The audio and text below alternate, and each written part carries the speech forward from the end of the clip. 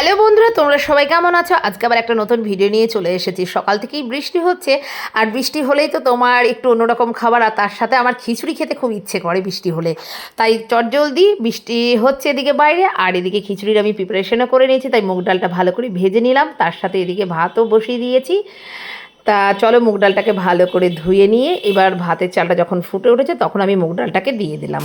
তা চলো, তোমাদের সাথে বন্ধুরা একটু বাইরে মুষলধারে বৃষ্টি হচ্ছে, বৃষ্টিটা একটু শেয়ার করে নিই। আর বৃষ্টি হলে তো ভিজতে ইচ্ছা করে, কিন্তু হাতটা ভিজে নিয়েই মনের ইচ্ছেটা পূর্ণ করলাম।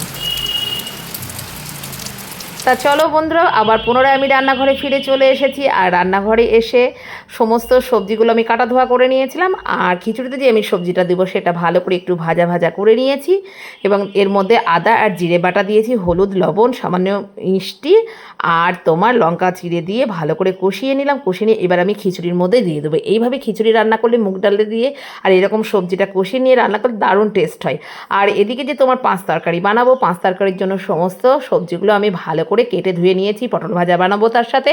তো চলো, এদিকে বড়িটা আমি ভালো করে ভেজে তুলে নিয়েছি, পটলটা ভেজে নিয়েছি, কুমড়োটাও ভালো করে ভেজে তুলে নিচ্ছে। আর এদিকে তেল গরম করে পাঁচফোড়ন দিয়ে দিয়েছি, আর ওর মধ্যে কেটে রাখা তোমার গাজর আর আলুটা দিয়ে দিলাম। দিয়ে তারপরে চিড়ে রাখা লঙ্কাগুলো দিয়ে দিলাম। আর ওই যে আদা বাটা আর জিরে বাটা একসাথে দিয়েছি, হলুদ, লবণ, সামান্য মিষ্টি দিয়ে ভালো করে আর একটু ভাজা গরম মশলা দিয়ে আমার পাঁচ তরকারি রেডি।